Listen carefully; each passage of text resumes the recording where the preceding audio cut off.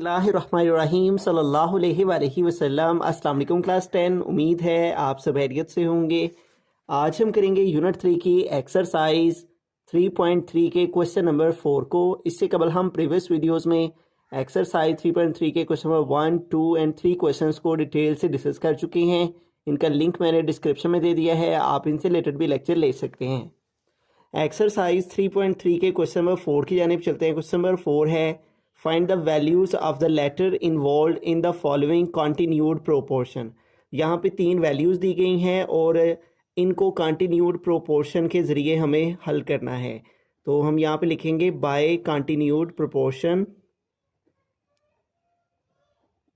Bye continued proportion. अब continued proportion में भी उसी तरह से जिस तरह हमने मीन प्रोपोर्शन में अंडरस्टैंड किया था, दरमियान वाली वैल्यू को हम 2 दफ़ा लिख रहे थे। यहाँ पे भी हमें ये जो बिटवीन में नंबर है इसकी वो बात कर रहा है क्वेश्चन में भी, values of the letter involve. अब लेटर इसमें इन्वॉल्व है पी, तो पी को 2 टाइम प्रोपोर्शन में लिखा जाएगा इस तरह से 5:p, फिर प्रोपोर्शन आएगा और फिर दोबारा से पी आ जाएगा, फिर रेशो लास्ट नंबर 45। ठीक है, जो लेटर इन्वॉल्व होगा उसे हमने 2 टाइम यहाँ पे लिखना है। अब इसको प्रोपोर्शन की फॉर्म में लिखने के बाद उसी तरह से जो फार्मूला हम पूरी एक्सरसाइज में पढ़ते आ रहे हैं, product of extremes is equal to product of means. ठीक है, प्रोडक्ट ऑफ मीन्स के मीन्स की मल्टीप्लिकेशन इज इक्वल है प्रोडक्ट ऑफ एक्सट्रीम की मल्टीप्लिकेशन। प्रोडक्ट का मतलब है मल्टीप्लाई, प्रोडक्ट ऑफ एक्सट्रीम्स। ठीक है, तो मीन वैल्यू दरमियान वाली वैल्यूज़ हैं, इनकी मल्टीप्लिकेशन आ जाएगी जो कि है p मल्टीप्लाई बाय p आ जाएगा। और एक्सट्रीम का मतलब है बाहर वाली वैल्यूज़, तो बाहर हमारे पास है 5 मल्टीप्लाई 45। अब इनको आगे फर्दर सॉल्व कर लेते हैं। p को p के साथ मल्टीप्लाई करेंगे तो p स्क्वायर हो जाएगा, और इन दोनों को मल्टीप्लाई करने के लिए कैलकुलेटर की मदद ले लेंगे। 5 मल्टीप्लाई 45, तो ये आ गया 225, 225। अब देखें हमें p चाहिए, p के ऊपर स्क्वायर है, तो इस स्क्वायर को ख़त्म करने के लिए हम दोनों साइड्स पे स्क्वायर रूट ले लेंगे। इधर भी स्क्वायर रूट आ जाएगा, इधर भी स्क्वायर रूट। इस तरह ये स्क्वायर रूट से कैंसिल हो जाएगा, p इक्वल आ जाएगा। अब इस वैल्यू का भी स्क्वायर रूट ले लेंगे कैलकुलेटर की मदद से हम, स्क्वायर रूट 225, और इसका स्क्वायर रूट हमारे पास आ गया 15। हम लिखेंगे प्लस माइनस 15। तो यूँ इस तरह से अगर हमारे पास वैल्यू हो 5p45 और उसका कंटिन्यूड प्रोपोर्शन फाइंड करना हो तो यूँ उसका कंटिन्यूड प्रोपोर्शन आ जाएगा p is equal two plus minus 15। बिस्मिल्लाहिर्रहमानिर्रहीम। सेकेंड पार्ट के अंदर चलते हैं। तो यहाँ पे भी हम लिखेंगे by continued proportion, by continued proportion.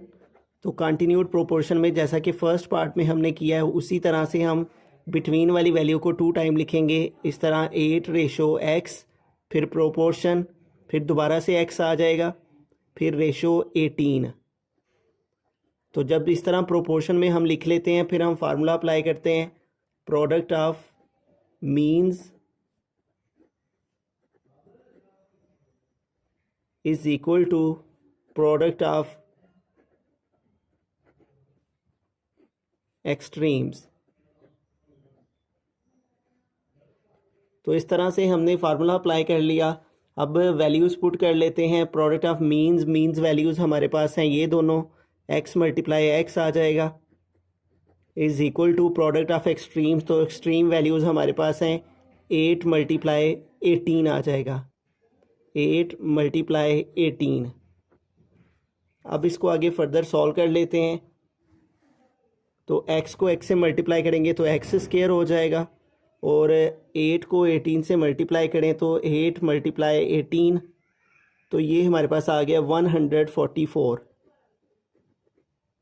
अब इसके ऊपर स्क्वायर है, स्क्वायर को ख़त्म करने के लिए हमें दोनों साइड्स पे स्क्वायर रूट लेना है। यहाँ पे स्टेटमेंट लिख लेंगे taking square root on both side. दोनों साइड्स पे स्क्वायर रूट ले लेंगे तो ये आ जाएगा एक्स स्क्वायर, इसके ऊपर भी स्क्वायर रूट, और इधर 144 इसके ऊपर भी स्क्वायर रूट आ जाएगा। ये स्क्वायर रूट से कट हो जाएगा, बाकी रह जाएगा x इज़ इक्वल टू, इस वैल्यू का स्क्वायर रूट ले लेंगे, स्क्वायर रूट ऑफ 144, और ये इक्वल आया है 12 के। ठीक है, तो हम लिखेंगे ±12, यही इसका आंसर है। बिस्मिल्लाहिर्रहमानिर्रहीम, थर्ड पार्ट की जानिब चलते हैं। तो इसमें भी हमें कंटिन्यूड प्रोपोर्शन के साथ सॉल्व करना है। हम यहाँ पे लिखेंगे बाय कंटिन्यूड प्रोपोर्शन।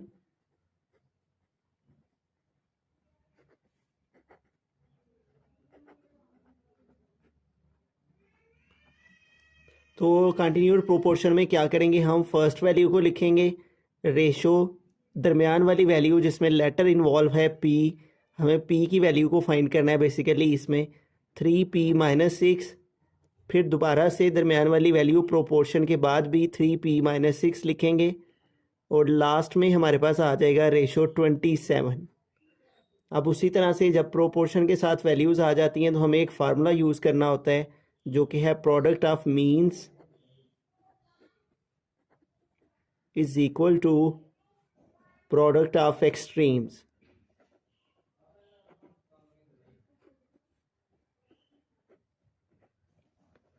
तो इस फार्मूला की मदद से हम इसको आगे फर्दर सॉल्व करेंगे।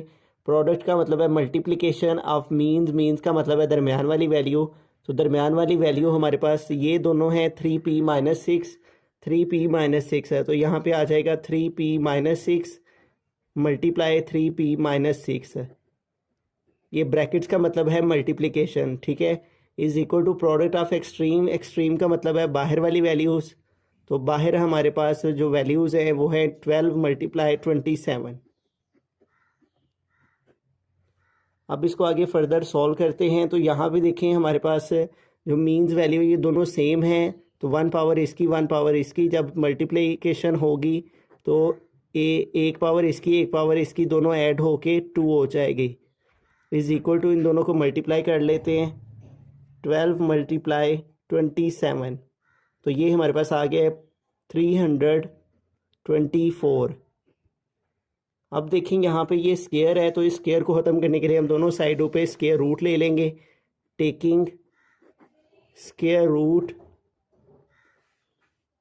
On both side, taking square root on both side. तो यहाँ पे इस वैल्यू के ऊपर भी स्क्वायर रूट आ जाएगा 3p-6, इसके ऊपर भी स्क्वायर रूट आ गया, और इस तरफ भी 324 के ऊपर भी स्क्वायर रूट आ गया। अब यहाँ पे देखें ये स्क्वायर रूट से कट हो गया, तो रिमेनिंग हमारे पास आ जाएगा 3p-6, और इस वैल्यू का स्क्वायर रूट हम फाइंड कर लेंगे कैलकुलेटर की मदद से। स्क्वायर रूट ऑफ 324, तो ये इक्वल आ गया 18 के, तो यहाँ पे आ जाएगा ±18। अब इस 3p-6 को एक दफ़ा +18 के साथ लिखेंगे, एक दफ़ा -18 के साथ। 3p-6 इज़ इक्वल टू +18, और इधर आएगा 3p-6 इज़ इक्वल टू -18। एक दफ़ा +18 के साथ लिख लेंगे, एक दफ़ा -18 के साथ। इस तरह दो वैल्यूज़ हमारे पास p की आ जाएंगी। इधर -6 माइनस हो रहा है, इसको दूसरी तरफ लेकर जाएंगे तो इधर आके प्लस हो जाएगा, +6 आ गया। तो इस तरह 3p इज़ इक्वल टू 18 में 6 ऐड कर लेंगे तो ये हो जाएगा 24।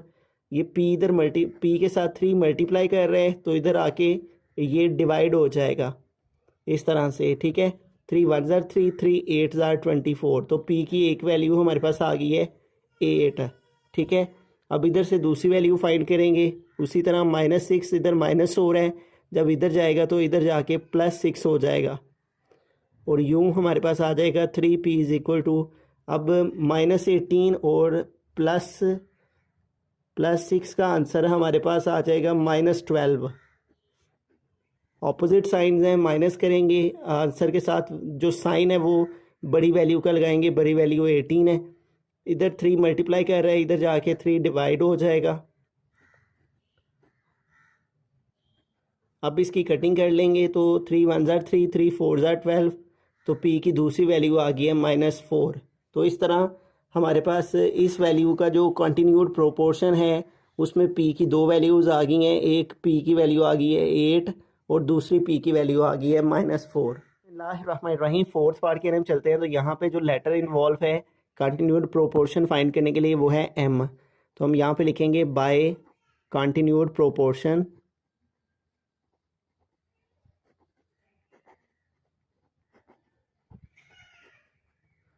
तो क्या करेंगे हम एम माइनस 3 को रिपीट करेंगे। प्रोपोर्शन के साथ लिखने के लिए लिखेंगे 7/m-3, फिर आएगा प्रोपोर्शन, फिर आएगा m-3 और फिर रेशो आ जाएगा 28। तो इस तरह से हमने प्रोपोर्शन के साथ इन वैल्यूज़ को लिख लिया। दरमियान वाली वैल्यू को रिपीट किया जाता है कंटिन्यूड प्रोपोर्शन में, ठीक है। अब जब भी इस तरह प्रोपोर्शन के साथ वैल्यूज़ आ जाती हैं तो हमें एक फार्मूला यूज़ करना होता है, प्रोडक्ट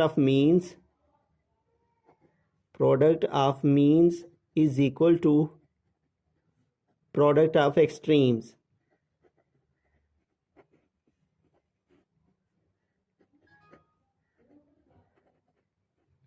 तो प्रोडक्ट ऑफ मीन्स का मतलब है दरमियान वाली वैल्यूज़। तो हमें दरमियान वाली वैल्यू को यहाँ पे मल्टीप्लिकेशन की फॉर्म में लिखना है और दरमियान वाली वैल्यूज़ हैं हमारे पास m-3 तो यहाँ पे आ जाएगा m-3 मल्टीप्लाई m-3। इनको ब्रैकेट्स में लिखने का मतलब मल्टीप्लिकेशन ही है। और इधर है प्रोडक्ट ऑफ एक्सट्रीम। तो एक्सट्रीम वैल्यूज़ हमारे पास बाहर वाली वैल्यूज़ होती हैं। तो क्या है बाहर वाली वैल्यूज़? 7 मल्टीप्लाई 28।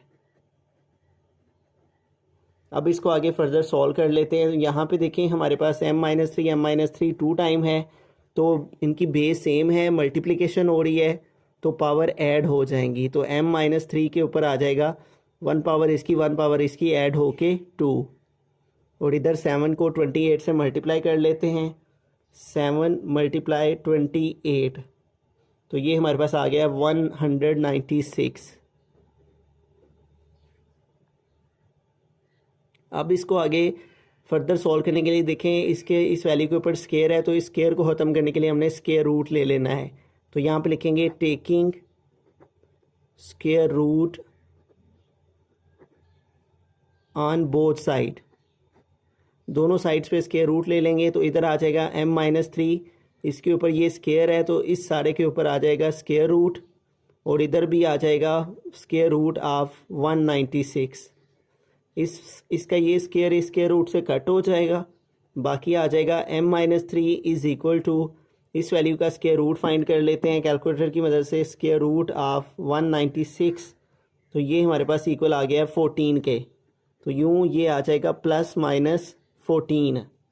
तो अब हमें m-3 को एक दफ़ा +14 के साथ लेकर सॉल्व करना है, एक दफ़ा -14 के साथ सॉल्व करना है। तो आएगा m-3 इज़ इक्वल टू +14 और एक दफ़ा आएगा m-3 इज़ इक्वल टू -14। तो पहले इसको सॉल्व कर लेते हैं। तो यहाँ पे -3 इधर माइनस हो रहा है, इधर आके प्लस हो जाएगा तो ये हो जाएगा 14 में 3 ऐड कर लेंगे तो ये आ जाएगा 17। और इधर -3 इधर माइनस हो रहा है, उधर जाके +3 हो जाएगा, ये आ जाएगा -14 + 3। ये ऑपोजिट साइंस है, माइनस करेंगे इनको, -14 + 3 तो ये आ जाएगा -11। तो इस तरह कंटिन्यूड प्रोपोर्शन में लेटर इन्वॉल्व था m, तो m की दो वैल्यूज़ फाइंड हो गई, एक m = 17 आ गया और दूसरा m = -11 आ गया।